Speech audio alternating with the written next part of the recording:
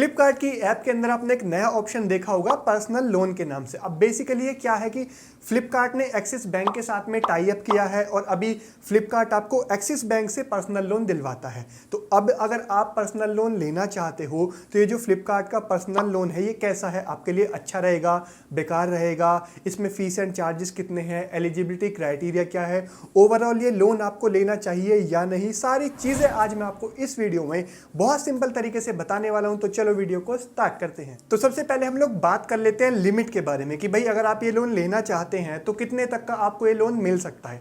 देखो minimum limit है यहाँ पे 50,000 और मैक्सिमम लिमिट है 10 लाख रुपीस तक की। लेकिन अभी आपको कितनी मिलेगी, देखो जब आप अप्लाई करोगे तो पर्सन टू पर्सन लिमिट अलग अलग हो सकती है। हो सकता है आपको 50,000 मिले, किसी और को 1 लाख मिले, मैं अप्लाई करूं तो कुछ और मिले। तो मिनिमम यहाँ पे 50,000 है, मैक्सिमम यहाँ पे 10 लाख रुपीस है। लेकिन आपको कितनी मिलेगी ये जब आप अप्लाई करोगे तभी आपको पता चलेगा। अभी सेकंड चीज के बारे में बात कर लेते हैं कि भाई अप्लाई करने के लिए इसका एलिजिबिलिटी क्राइटेरिया क्या है, कौन कौन इसके लिए एलिजिबल होगा। देखो वैसे तो 2-3 चीजें हैं। सबसे पहली चीज ये कि आपकी जो एज है वो यहाँ पे 21 होनी चाहिए कम से कम। सेकंड चीज ये है कि जो आपकी सैलरी है मंथली, या आपका खुद का कोई बिजनेस है तो 15-20 हज़ार रुपये आपकी सैलरी, और अगर आपका खुद का बिजनेस है तो कम से कम 30,000 रुपीज़ आपकी जो मंथली इनकम है वो होनी चाहिए। इसके अलावा थर्ड सबसे इंपॉर्टेंट चीज़ जो यहाँ पे निकल के आती है जो कि आपका सिबिल स्कोर, जो कि मिनिमम 750 होना चाहिए। अगर आपका सिबिल स्कोर 750 के नीचे है और आप इस लोन के लिए अप्लाई करोगे तो आपकी एप्लीकेशन के रिजेक्ट होने के चांसेस बहुत ज़्यादा हैं। अब यहाँ पे सबसे जो मेन चीज़ है वो आपका सिबिल स्कोर ही है। अभी आपको एलिजिबिलिटी का कैसे पता चलेगा, देखो जब आप अप्लाई करोगे दो चीज़ें होंगी, या तो आपको लोन की लिमिट आ जाएगी कि आपको कितनी लिमिट का लोन मिलेगा, या फिर आपकी जो एप्लीकेशन है वो रिजेक्ट हो जाएगी, आपको अप्रूवल नहीं मिलेगा।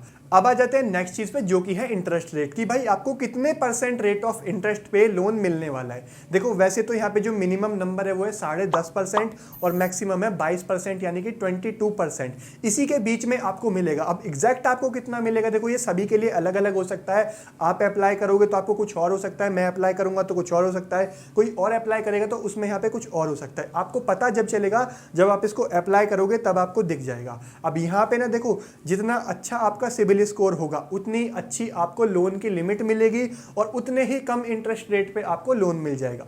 जितना खराब आपका सिबिल होगा, जितना कम आपका सिबिल होगा, आपको लोन की अमाउंट भी कम मिलेगी और वो हाई इंटरेस्ट रेट पे भी मिलेगा। अब कम सिबिल पे आपको लोन अप्रूव हो भी जाता है तो यहाँ पे काफी ज्यादा इंटरेस्ट रेट पे आपको वो लोन मिलेगा। अब एक्स्ट्रा चार्जेस क्या लगेंगे उसके बारे में बात कर लेते हैं। देखो जो भी आपको लिमिट अप्रूव होती है लोन के लिए उस पे यहाँ पे आपको 2% प्रोसेसिंग फीस और उसके ऊपर 18% जीएसटी भी लगेगा। एक एग्जांपल लेते हैं कि भाई आपको 2 लाख रुपए की अमाउंट का लोन अप्रूव हुआ है, अगर वो आप लेते हो तो यहाँ पे मैं उसकी 2% प्रोसेसिंग फीस निकालूं तो जो कि अमाउंट होती है 4,000 रुपए, और इसमें मैं 4,000 पे 18% जीएसटी और इंक्लूड करूं तो वो होता है 720 रुपीज यानी कि 4720 रुपीज, और इसमें कुछ स्टैंप ड्यूटी वगैरह भी लगती है तो ये थोड़ा बहुत चार्ज और इसमें इंक्लूड होता है। तो अब मान लेते हैं आपको 2 लाख की लिमिट का जो लोन है वो अप्रूव हुआ, उसमें से ये जितने भी चार्जेस हैं वो डिडक्ट होके फाइनल अमाउंट आपको 1,95,000 के आसपास में जो है वो आपके अकाउंट में मिलेगी।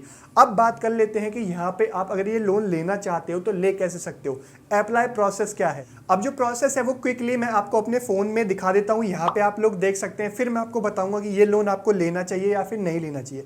सबसे पहले आप फ्लिपकार्ट की ऐप में आ जाएंगे, पर्सनल लोन के होम पेज पे आ जाएंगे। जैसे ही आप यहाँ पे आएंगे तो सिंपल है, आपको 3 स्टेप्स में जो है ये लोन आपको मिल जाएगा।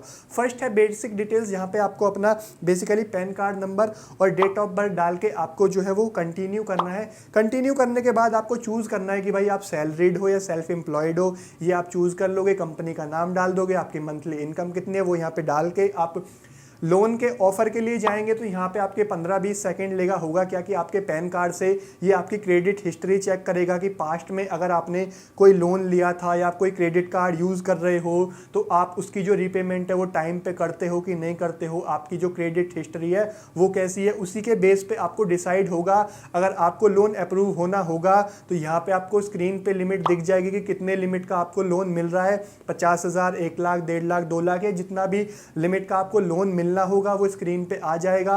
और अगर आप अप्रूव नहीं होते हो, आप एलिजिबल नहीं होते हो तो आपको नॉट अप्रूव या नॉट एलिजिबल लिख के जो स्क्रीन पे है वो शो हो जाएगा। यहाँ पे आप लोग देख सकते हो। उसके बाद क्या होगा, आपको अगर लिमिट दिख जाती है, मान लेते हैं भाई आपको 2 लाख रुपए की लिमिट या 1 लाख रुपए की लिमिट दिख गई, तो ज़रूरी नहीं है कि आप पूरे 1 लाख तक का लोन लें, आप उसमें कम भी कर सकते हैं। आपको कितने मंथ के लिए मिलेगा, कितना रेट ऑफ इंटरेस्ट है, वो सारी चीज़ें स्क्रीन पे आपको वहाँ पे पता चल जाएंगी। अब यहाँ पे देखो, ये जो स्क्रीनशॉट यहाँ पे आप देख रहे हो, यहाँ पे आपको 20.5% रेट ऑफ इंटरेस्ट पे ये जो 50,000 का लोन है वो मिल रहा है।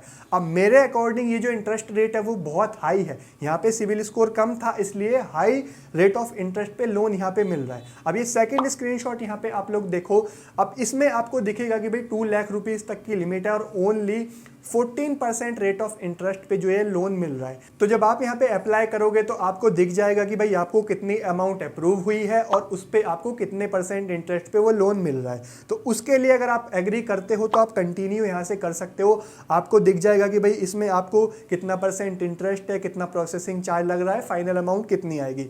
नेक्स्ट आप करोगे तो एक्सिस बैंक के होम पेज से आपको सारी डिटेल्स दिख जाएंगी कि स्टैंप ड्यूटी क्या है, सारी चीज़ें एक एक डिटेल में आपके सामने आ जाएंगे। फिर नेक्स्ट स्टेप में आपको आपका जो बैंक अकाउंट है वो यहाँ पे लिंक करना होगा, उसी के अंदर लोन आएगा और उसी में से जो आपकी लोन की इंस्टॉलमेंट है वो डिडक्ट होगी। अभी यहाँ पे इसके बाद कुछ केवाईसी का प्रोसेस भी है, वो करने के बाद आपका जो लोन है वो अप्रूव होगा। अभी बात कर लेते हैं कि ये लोन आपको लेना चाहिए या नहीं। अब देखो मैं आपको एकदम सिंपल चीज़ बताता हूँ, अगर आपको पर्सनल लोन चाहिए तो यहाँ से आप 2 ही कंडीशन में लोन ले सकते हैं। फर्स्ट कंडीशन ये है कि आपको अगर पर्सनल लोन लेना है, आपने यहाँ से अप्लाई किया, आपको लगता है यहाँ पे जो लिमिट मिल रही है, एक एग्जांपल लेते हैं 1 लाख 1.5 लाख, जो भी आपको लिमिट मिली है, आपको लगता है कि वो आपके लिए सफिशिएंट है, आपके लिए इनफ है, उस लिमिट से आपका काम हो जाएगा, तो फर्स्ट कंडीशन आपकी फुलफिल हो जाती है। सेकंड कंडीशन ये है कि यहाँ से अगर आपको लिमिट भी अच्छी मिल रही है तो सेकंड चीज़ है इंटरेस्ट रेट। 15% से ज़्यादा इंटरेस्ट रेट नहीं होना चाहिए, अगर इससे ज़्यादा है तो फिर वो आपके लिए उतना ज़्यादा बेनिफिट नहीं है।